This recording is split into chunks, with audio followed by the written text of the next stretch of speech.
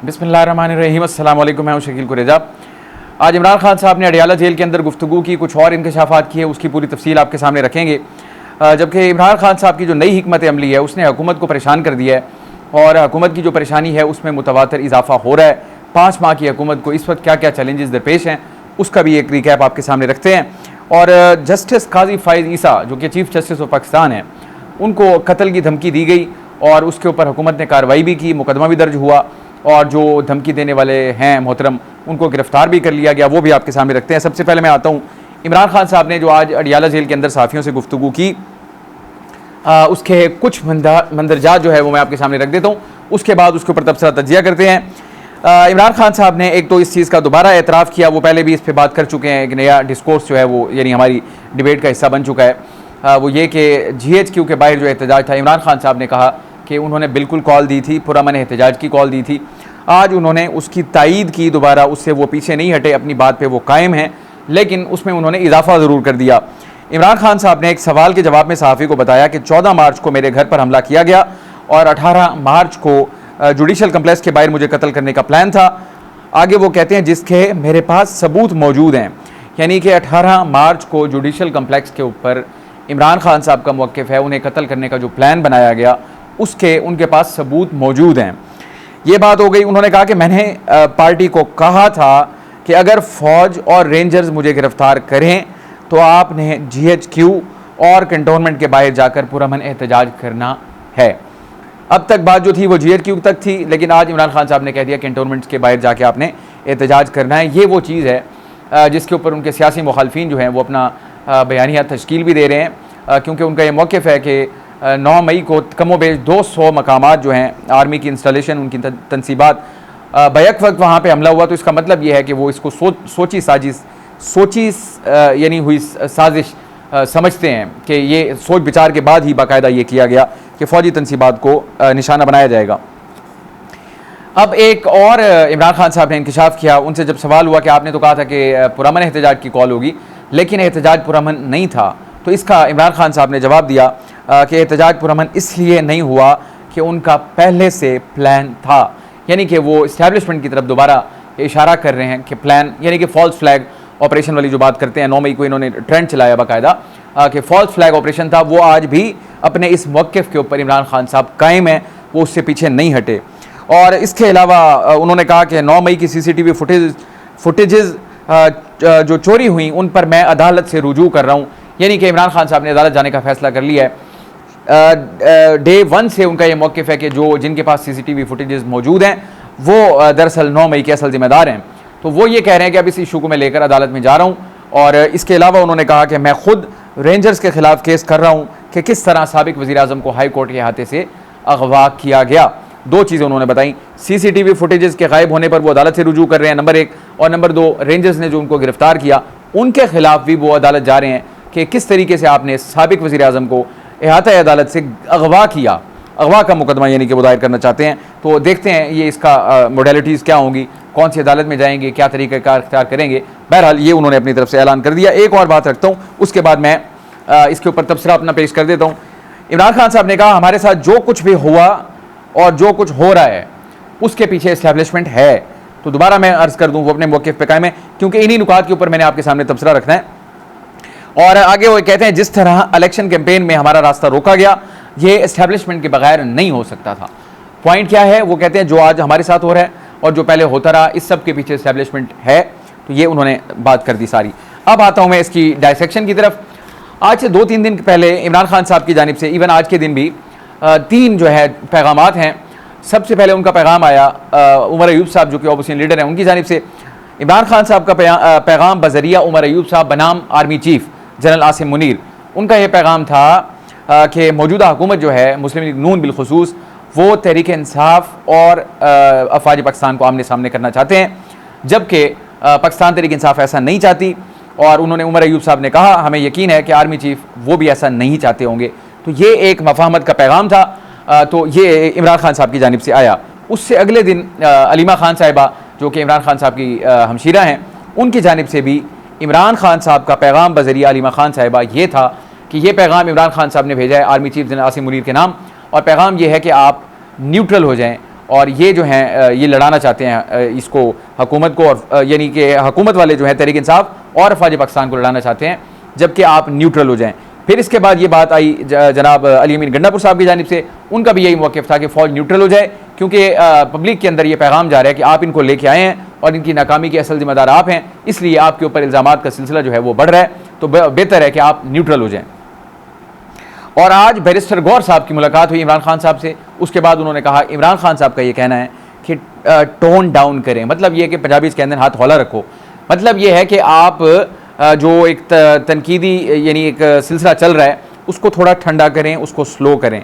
अब दो चीज़ों को मिला के देखें आप, इमरान खान साहब का कंसिस्टेंट मौक़िफ़ जो कि पिछले 4-8 दिन के अंदर तब्दील हुआ है, और वो बज़रिया उमर अयूब साहब, बज़रिया अलीमा खान साहिबा, बज़रिया बैरिस्टर गौर साहब और फिर अली अमीन गंडापुर साहब ने भी यही बात की, तो ये पूरा मौक़िफ़ आपको शो करता है एक डायरेक्शन, और वो डायरेक्शन ये है कि इमरान खान साहब ने अपनी हिकमत अमली बदली है, और ये वो हिकमत अमली है जिसने हुकूमत को परेशान कर दिया है। यानी कि अब हुकूमत ऑब्वियसली आज की हुकूमत हो या माजी की हो, खुद इमरान खान साहब की हुकूमत पे अगर आ जाएँ, जब उनका आपस में फड्डा हुआ, जब तक मोहब्बत थी, जब तक चाशनी थी, जब फिर डाली हुई थी, उस वक्त तक उनको कोई हिला भी नहीं सका।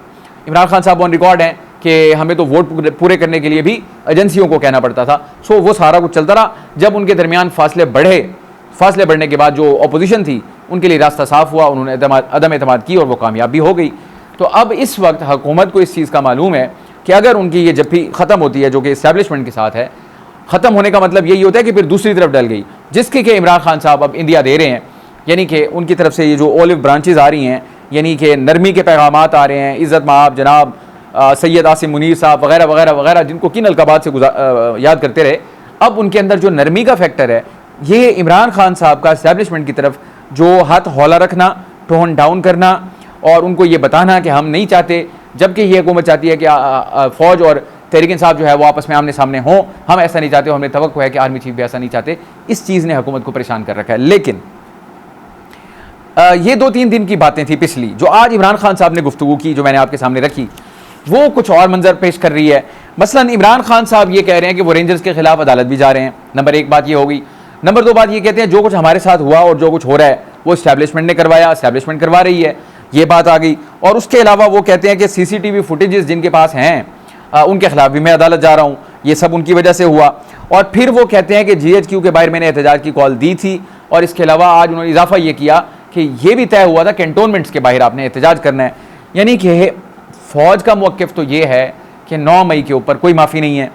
DGISPR ने जो पहली प्रेस कॉन्फ्रेंस की थी, यानी जो गुज़श्ता से पिछली वाली थी, उससे पेवस्ता यानी तकरीबन को 3 माह पहले, उसके अंदर उन्होंने इनको इंतशारी टोले के लफ्ज़ से बुलाया और कहा कि इंतशारी टोला जब तक कौम से सिद्ध के दिल से माफ़ी नहीं मांगेगा बात आगे नहीं बढ़ सकती।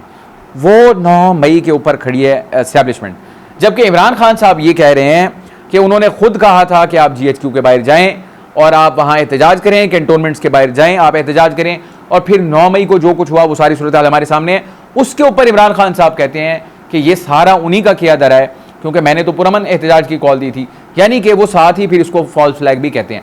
अब ये दो चीज़ें जो हैं ये मिक्स्ड सिग्नल्स हैं। अब मिक्स्ड सिग्नल्स का मतलब होता है वॉर स्ट्रेटेजी में अगर देखा जाए इसको तो कहा जाता है कि डिसेप्शन का एलिमेंट, यानी कि जब आपने ऑलिव ब्रांचेस ऑफर की, उमर अयूब साहब ने, फिर अलीमा खान साहिबा ने, बैरिस्टर गौर साहब की जानिब से आज, और इससे पहले अली अमीन गंडापुर साहब की जानिब से, तो उसके ऊपर एकदम तहरीक इंसाफ के ऊपर जो है यानी कि जिस बैशिंग हुई कि एक तरफ वो इंतहा थी, दूसरी तरफ ये इंतहा है, तो अहम मुमकिन है उसको ज़ाइल करने के लिए आज इमरान खान साहब ने ये वाली बातें कर दी हो सारी। यानी मैं ज़ाती तौर पे बतौर तालिब इल्म सहाफ़त के मैं इसको मतलब समझने से कासिर हूँ, यानी इसमें कोई मेथड तो होगा ऑब्वियसली। एक तरफ आप मुज़ाकरात की बात कर रहे हैं, दूसरी तरफ आप 9 मई के जो मामलात हैं उसको फॉल्स फ्लैग भी कह रहे हैं, साथ ये भी कह रहे हैं कि हाँ मैंने कहा था GHQ के बाहर भी जाएँ, कैंटोनमेंट्स के बाहर भी जाएँ, सारा कुछ करें, और आप रेंजर्स के खिलाफ अदालत भी जा रहे हैं, और CCTV फुटेज का जिनके ऊपर इल्ज़ाम लगा रहे हैं उनके खिलाफ भी आप अदालत जा रहे हैं। तो ये दो चीज़ें बिल्कुल अपोजिट हैं।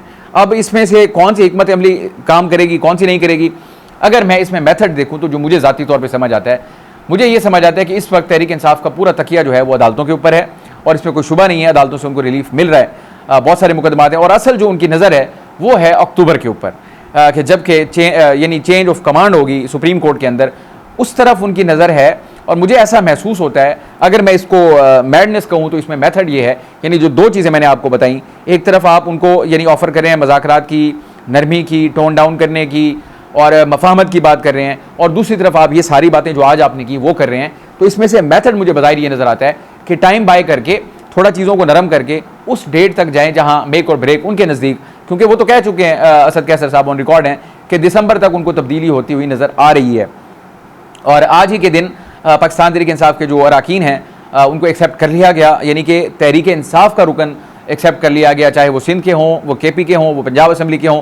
तीनों असम्बलीज़ के जो अरकान हैं जो तहरीक इंसाफ से वाबस्ता थे, अब उनको बतौर रुकन तहरीक इंसाफ तस्लीम इलेक्शन कमीशन की जानिब से कर लिया गया। नोटिफिकेशन भी जारी हो गया। 58 अरकान उनके KP के हैं, इसी तरह 6 जो हैं सिंध के हैं, और इसी तरह की कोई तादाद जो है 29 गालबन वो पंजाब की भी है, 27 या 29 का फिगर है। तो यानी कि वो बतौर पार्लिमानी पार्टी तहरीक इंसाफ चारों असम्बलीज़ के अंदर मौजूद है, विफाक में हो या 3 सूबों के अंदर हो, तो हर जगह पे पाकिस्तान तहरीक इंसाफ तो आ गई है। और ये मुमकिन हुआ अदलिया के फैसलों की बदौलत। अब पाकिस्तान तहरीक इंसाफ बिलखुसूस इमरान खान साहब, उनका जो सारी नज़रें हैं वो अदालतों के ऊपर हैं, इसलिए उन्होंने कहा रेंजर्स वाले इशू के ऊपर मैं अदालतों में जाऊंगा, और जो CCTV फुटेज हैं उसके ऊपर मैं अदालतों में जाऊंगा। 8 फरवरी की जो उनकी दरख्वास्त पड़ी है वो उनके लिए इस वक्त सबसे ज़्यादा, जिसको कहा जाता है ना मुंतहाए मकसद उनका, यानी जिसको कह सकते हैं कि आप उनका सबसे बड़ा कार्ड वो है 8 फरवरी वाला। और उनको ये तवक्को है जब चेंज ऑफ कमांड होगी सुप्रीम कोर्ट के अंदर, तो उनकी वो दरख्वास्त लगेगी। जो उनका प्लान है जो ऑलरेडी मैं बता चुका हूँ, वो भी बता चुके हैं, तो हम जिक्र कर चुके हैं। उनका ये प्लान है कि वहाँ वो दरख्वास्त लगेगी, इलेक्शन कलअदम हो जाएगा। कलअदम अगर ना भी हो तो ये जो ट्रिब्यूनल्स वाला मामला है वहाँ से उनकी नशिस्तें बढ़ती चली जाएँ, नशिस्तें इतनी बढ़ जाएँ कि वो अदम एतमाद की पोजीशन में आ जाएँ, और अदम एतमाद करने के बाद वो हुकूमत नहीं करेंगे, बल्कि हुकूमत करने की बजाय वो असम्बलियों को तहलील करके नए इलेक्शन की तरफ जाएंगे। तो ये उनका ब्रॉडर मनसूबा है पाकिस्तान तहरीक इंसाफ का। बट इस वक्त हुकूमत जो है 5 माह उम्र है हुकूमत की, और उनको चैलेंजेस कौन से दरपेश हैं। नंबर 1 मुल्क की मईशत, नंबर 1 जिसको फायर फाइटिंग हो रही है, सारी एफर्ट्स हो रही हैं। फिच की आज रिपोर्ट आई, पाकिस्तान के लिए अच्छी रिपोर्ट है, यानी आलमी मंजरनामे के ऊपर उनका जो कैटेगरी थी CCC+ कर दिया गया उसको। मतलब इसका ये होगा कि अब जो आलमी इदारे हैं वहाँ आपकी जो वैल्यू वक़्त है वो बढ़ गई, उनका कॉन्फिडेंस बेहतर हो गया कि हाँ जी हालात यहाँ पे बेहतर हो रहे हैं। नंबर 1 ये बात हो गई। और दूसरा जो चैलेंज जो है हुकूमत को वो है ऑब्वियसली तहरीक इंसाफ है, जो कि ऑन ग्राउंड मौजूद है, और जो उनका मोमेंटम है वो किसी तौर पर कम नहीं हो रहा बावजूद तमाम तर एफर्ट्स के, कोशिशों के। और हुकूमत की नज़र में इस सब की ज़िम्मेदार जो है वो अदलिया है, और वो तनकीद कर रहे हैं। मरीम नवाज़ साहिबा के बयान आपके सामने हैं, जो कुछ उन्होंने कहा, जिस अंदाज में कहा, यानी कि उनको ज़मीर बिके हुए भी कहा, और उसके अलावा बहुत सारी और बातें की। खैर उसमें जाए बगैर अदलिया भी उनके लिए चैलेंज बन गई है, तहरीक इंसाफ भी उनके लिए चैलेंज है, मईशत भी उनके लिए चैलेंज है। और अवाम जो है वो तो ना ही पूछे ना क्या सूरत हाल है। बिजली के बिल जो हैं उसके ऊपर कैसी कैसी खबरें आ रही हैं, बंदा बयान भी नहीं कर सकता। और बिजली के बिलों के ऊपर ही अब इस्लामाबाद के संगम के ऊपर यानी कि रावलपिंडी में मरी रोड पर धरना भी जारी है, वो सूरत हाल अपनी जगह पे है। और जो गवादर के अंदर एहतजाज हो रहा है, जो धरना हो रहा है, वो बहुत बड़ा चैलेंज है, वो अपनी जगह है। दहशतगर्दी आ गई, वो अपनी जगह है। तो ये सूरत हाल हुकूमत के लिए तो किसी भी तौर पर आसान नहीं है, बहुत ज़्यादा मुश्किल है। और पाकिस्तान तहरीक इंसाफ जो है वो खुल के खेल रही है। आने वाले दिनों में मुझे लगता है उनके लिए अदालती महाज से कम मज़ीद रिलीफ का सामान होगा, जो कि नज़र भी आ रहा है। लेकिन एक पॉइंट जो है मेरा ज़ाती तौर पे मैं समझता हूँ, मेरा नुक्ता ये है कि जितनी ज़्यादा तवक्कुआत इनको वाबस्ता हैं चेंज ऑफ कमांड के ऊपर सुप्रीम कोर्ट से, मेरी नाकिस रहे और मेरा ज़ाती जो माजी को अगर देखा जाए जो तजर्बा रहा, मैं ज़ाती तौर पे नहीं समझता इतनी ज़्यादा तवक्कुआत वाबस्ता कर लेनी चाहिए। क्योंकि अगर आप मैं इसका हवाला आपको दे सकूँ तो चीफ़ जस्टिस जो मौजूदा हैं काजी फाइज़ ईसा साहब, इनके हवाले से भी बड़ी बड़ी तवक्कुआत थी, बहुत कुछ था। लेकिन जब आप मनसब पे आके फाइज़ होते हैं, वहाँ बैठते हैं, वहाँ की जो सूरत हाल होती है उसके मुताबिक उसके बाद जो सूरत हाल है मैंने तो उसको यकसर बदलते हुए देखा है। अब इनको पाकिस्तान तहरीक इंसाफ को जस्टिस मंसूर अली शाह से बहुत ज़्यादा तवक्कुआत वाबस्ता हो गई हैं, और वक्त से पहले क्या वो पूरी होंगी या नहीं होंगी उसका तयन तो वक्त करेगा। लेकिन मैं ज़ाती तौर पे ये समझता हूँ कि इनकी तवक्कुआत का जो लेवल है वो बहुत ज़्यादा है, बहुत हाई है। देखते हैं वो पूरी होती हैं या नहीं होती, लेकिन बज़ाहिर बड़ा मुश्किल नज़र आता है। पाकिस्तान तहरीक इंसाफ की जानिब से आज ऐलान भी कर दिया गया 5 अगस्त को जलसे का। 5 अगस्त वो डेट है जब इमरान खान साहब की जो है गिरफ्तारी हुई थी, और गिरफ्तारी के बाद उनको जेल में डाला गया। आज तक उनकी यानी कि आम पब्लिक जो है ख़ुद इनके लीडरशिप सिवाय उन लोगों के जो मुलाकात के लिए जाते हैं, किसी और ने उनकी शक्ल नहीं देखी। और इसके अलावा वो जलसा करेंगे 5 को। अव्वलन उनकी कोशिश थी इस्लामाबाद की, लेकिन इस्लामाबाद से उनको इजाज़त नहीं मिली, अगरचे उसके ऊपर आज उनकी जानिब से तौहीन अदालत की दरख्वास्त जो है इस्लामाबाद हाई कोर्ट में दायर कर दी गई। उसका फैसला तो जब होगा, लेकिन आज तहरीक इंसाफ ने अनाउंस कर दिया कि 5 अगस्त को वो सवाबी में जलसा करेंगे, और उनके मुताबिक ये पाकिस्तान की तारीख़ का सबसे बड़ा जलसा होगा, इसमें कोई शुबा नहीं है। वहाँ उनकी हुकूमत भी है, रुकावट नहीं होगी। और जहाँ तक लोगों के इकट्ठा करने की बात है, इसका मुझसे ज़्यादा तो यकीन खुद हुकूमत को है कि अगर इनको थोड़ी सी भी ढील दी गई तो ये इसमें कोई शुबा नहीं है कि वो मुल्क की तारीख का सबसे बड़ा जलसा कर सकते हैं। क्या सूरत हाल होगी उस पर आपको ज़रूर आगाह करेंगे। आज काजी फ़ायज़ ईसा साहब के हवाले से जो ख़बर आई बहैसियत शहरी पाकिस्तान के, मेरे लिए बड़ी ही तशवीश की बात है कि हम बतौर मुआशरा कहाँ पहुँच चुके हैं, क्या हमारी हालत है। मुल्क का चीफ़ जस्टिस है, छोड़ दीजिए, मैं उस कुर्सी की बात कर रहा हूँ। चीफ़ जस्टिस से मुराद नॉट काजी फ़ायज़ ईसा साहब, चीफ़ जस्टिस से मुराद उस कुर्सी पर बैठने वाला शख्स, वो जो भी हो, मैं उस ओहदे की बात कर रहा हूँ। उनके हवाले से आज जो ख़बर आई है वो ये थी, तहरीक लब्बैक पाकिस्तान के जो नायब अमीर हैं TLP के ज़हीरुल हसन शाह साहब, उनकी जानिब से एक ऐसा बयान दिया गया, बावजूद जो भी हैं रीज़न्स, उधर ये कहा गया कि जो शख्स चीफ़ जस्टिस काजी फ़ायज़ ईसा का सर जो है वो लेकर आएगा उसको 1 करोड़ रुपये इनाम दिया जाएगा। मतलब हम किस किस्म की रियासत में रह रहे हैं। मुल्क के चीफ़ जस्टिस के बारे में एक आलिम दीन, एक सियासी जमात के नायब अमीर वो इस तरह के बयान दे रहे हैं, तो इसके ऊपर डेफिनेटली हुकूमत की तरफ से रिएक्शन आना था और वो रिएक्शन आया, और फ्रॉम द हाईएस्ट। उसके बाद उनके खिलाफ मुकदमा भी दर्ज हुआ, उनके 1500 कारकुनान के खिलाफ भी मुकदमा दर्ज हुआ, फिर उनकी गिरफ्तारी भी हो गई। तो ये चीज़ जो है, बहुत सारे वाक़यात हैं हमारे सामने। आप सियालकोट का वाक़या देख लें, वो श्रीलंकन शहरी के साथ जो हुआ, उससे पहले जो 2 भाइयों के साथ वाक़या हुआ था, आप उसको देख लें। फिर इसी तरह और बहुत सारे वाक़यात हैं। लाहौर के अंदर जो खातून थी जिसने अरबी में लिखा हुआ ड्रेस पहना तो क्या सूरत हाल बन गई थी, वो भी हमारे सामने है। और मुतादिद वाक़यात हैं। एहसन इकबाल साहब को यानी कि गोली मार दी एक बंदे ने, उनकी बाजू पे लगी, अल्लाह ताला ने उनको ज़िंदगी दी, वो वाक़या आप देख लें। यानी कि ये एक बड़ी ये मैडनेस है, ये हमारे माशरे के अंदर जो है, इसको मेरा ख्याल है हुकूमत को सख्ती से डील करना चाहिए। और दीगर हमारे उलमाए किराम मौजूद हैं, वो इसके ऊपर बेहतर पॉलिसी बना सकते हैं। मजहबी मामला है, चीज़ों को मतलब उस लेवल तक न ले जाया जाए कि मुआशरा जो है वो रहने के काबिल ना रहे। अगर लोग फैसला करने लग जाएँ तो फिर तो सूरत हाल बिल्कुल जंगल के कानून वाली बन जाएगी। ठीक है, पॉलिटिक्स में मामलात हैं, सियासी मामलात अपनी जगह पे हैं, लेकिन अगर वो इस नीचे इस लेवल तक आ जाए, ट्रिकल डाउन इफेक्ट होके उसका, तो फिर सूरत हाल जो है वो मेरा ख्याल है आउट ऑफ कंट्रोल हो जाती है। बहरहाल मैं ज़ाती तौर पे उम्मीद करता हूँ हुकूमत इसके ऊपर जो भी कानून के मुताबिक कार्रवाई होगी वो ज़रूर उसको करेगी, उस पर अमल दरामद, और वो कौम को नज़र भी आएगा। नज़र आना कौम को ज़्यादा ज़रूरी है, क्योंकि सबक हमेशा मिसालों से मिलता है। आज के लिए इतना ही। आप हमारी वीडियोज़ को लाइक कर सकते हैं, चैनल को ज़रूर सब्सक्राइब करें, और अपना फीडबैक कमेंट के ज़रिए आप हमारे साथ शेयर कर सकते हैं। आपसे इंशाल्लाह कल मुलाकात होगी। इजाज़त दीजिए, अल्लाह हाफ़िज़।